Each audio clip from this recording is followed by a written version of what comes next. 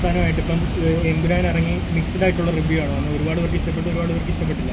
സായിക്ക് പൊതുവെ ഇഷ്ടപ്പെട്ടെന്നുള്ള റിവ്യൂ ആണ് വന്നത്. ഇപ്പോൾ കോക്കിൻ്റെയൊക്കെ റിവ്യൂ എടുത്ത് നോക്കിക്കഴിഞ്ഞാൽ ഭയങ്കര വൾഗറായി പോയി എന്ന് തോന്നുന്നുണ്ട്. കാരണം കുറേ ആളുകൾക്ക് ഇഷ്ടപ്പെട്ടിട്ടുമുണ്ട്, കുറച്ച് ആളുകൾക്കാണ് ഇഷ്ടപ്പെടാത്തത്. അപ്പം ഇനി ചിലപ്പോൾ ഒരുപക്ഷെ ഇഷ്ടപ്പെടുന്നവരുണ്ടായേക്കാം. അപ്പോൾ ഇത്തരത്തിൽ വൾഗറായിട്ട് ആ ഒരു റിവ്യൂ പറഞ്ഞത് ആ സിനിമയെ, കാരണം മലയാളത്തിൽ തന്നെ വൺ ഓഫ് ദ ബിഗ്ഗസ്റ്റ് ഒരു പടമാണ്. അപ്പോൾ ആ ഒരു സിനിമയെ തന്നെ മൊത്തത്തിൽ, ആ ഇൻഡസ്ട്രിയിൽ തന്നെ മൊത്തത്തിൽ താഴ്ത്തി കിട്ടുന്ന പോലെ ആയിപ്പോത്തില്ല. അപ്പം ഞാനൊരു കാര്യം പറയാം. ഇപ്പോൾ എല്ലാവരും ആദ്യം പറയുന്നു മൂവി റിവ്യൂവിങ് ആണ്, മൂവി റിവ്യൂ ബോംബിങ് ആണ് നടക്കുന്നത്, മൂവി റിവ്യൂ കാരണം പണം താഴുന്നു.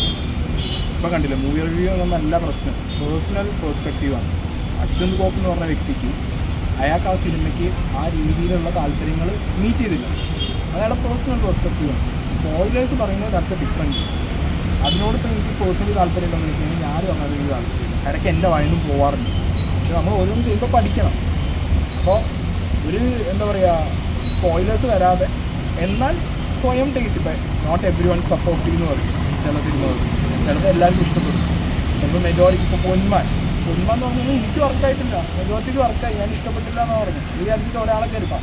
അശ്വിൻ ഗോക്ക് അയാളുടെ അഭിപ്രായമാണ് പറഞ്ഞിട്ട് പോകുന്നത്. അയാൾക്ക് ഇഷ്ടപ്പെട്ടില്ല, വേണ്ട, ഇഷ്ടപ്പെടണ്ട. പണ്ടത്തെ ഒരു കോക്കിനെയാണോ നിങ്ങളിപ്പോൾ കാണുന്നത്? ഒരു ബോഡി ഷെയ്മിങ് ഉണ്ട്, ഒരു ഡബിൾ മീനിങ് പറയുന്നുണ്ട്, ഒരാളെ പേഴ്സണലി ടാർഗറ്റ് ചെയ്യുന്നുണ്ട്. ഇല്ല, കോക്ക് മാറുന്നില്ല. പക്ഷെ എന്താ പറയുക, ഇത് ഈ പറഞ്ഞ പോലെ കോക്ക് പറഞ്ഞെന്ന് പറഞ്ഞ് കോക്കിൻ്റെ പിന്നാലെ പോയിട്ട് കാര്യമില്ലല്ലോ. കോക്കല്ലല്ലോ ഇവിടുത്തെ പ്രശ്നം. അപ്പോൾ ഇനിയും സിനിമ കാണാനുള്ള ഒരുപാട് പേരുണ്ട്. അപ്പോൾ അവരോട് എന്താണ് പറയാനുള്ളത്, എമ്പുരാൻ കാണാനുള്ളത്? അല്ല, എമ്പുരാൻ എല്ലാവരും കാണും. ഇതിൻ്റെ പൊളിറ്റിക്സ് മാറ്റി വെച്ച് ഇതിനകത്ത് ഒരുപാട് കുറവുകൾ കണ്ടുപിടിക്കാൻ പറ്റും. ചിലപ്പോൾ ചിലർക്ക് പടം ഇഷ്ടമാകും. പക്ഷെ എൻ്റെ ഒപ്പിനെ ഞാൻ പറയുന്നത്, നമ്മൾ ഇൻഡസ്ട്രി നിലനിന്ന് പോകണമെന്നില്ലെങ്കിൽ എമ്പുരാനെ പോലുള്ള സിനിമ സക്സസ് ആയേ പറ്റും. ഇത് നമ്മൾക്ക് കൊടുക്കേണ്ട സ്റ്റേറ്റ്മെൻ്റ് അല്ല, മലയാളികൾ പുറത്തുള്ള ഓഡിയൻസിന് കൊടുക്കേണ്ട സ്റ്റേറ്റ്മെൻറ്റാണ്. ഇപ്പോൾ ഒരു കന്നഡ ഫിലിം, ഒരു തമിഴ് ഫിലിം, തമിഴ്നാട്ടിലാണ് എമ്പുരാൻ ഇറങ്ങി ഇതേപോലെ സംഘപരിവാറിൻ്റെ ഒരു പ്രശ്നമുണ്ടായി. അവരെന്താ ചെയ്യുക? ഇങ്ങനെ ഉറപ്പ് പറയുന്നു, അവർ ജനങ്ങളറിഞ്ഞ് എതിർക്കും ഇല്ലേ, വെട്ടാ അവർ സമ്മതിക്കും.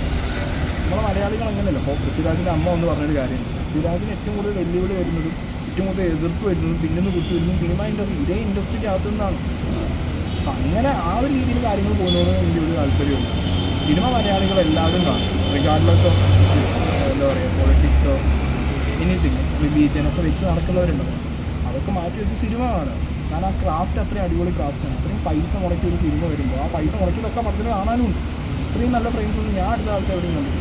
ഒരുപാട് ഇൻ്റർനാഷണൽ സിനിമകൾ ഇറങ്ങുന്നുണ്ട്. നാളെ നമുക്ക് തന്നെ മലയാളികൾക്ക് പുറത്തൊരു രാജ്യത്ത് this is a movie, Malayalam ഫിലിമിലൊക്കെ നമുക്ക് കാണിച്ചു കൊടുത്തു കഴിഞ്ഞാൽ അവർ കണ്ടാലും ഓടിച്ചിരിക്കുന്ന സാധനം നമ്മൾ തന്നെ പൊട്ടിച്ച് കളയുകയെന്ന് പറഞ്ഞു കഴിഞ്ഞാൽ അത് എനിക്കെന്തോ പേഴ്സണലി അതിനോട് താല്പര്യമില്ല.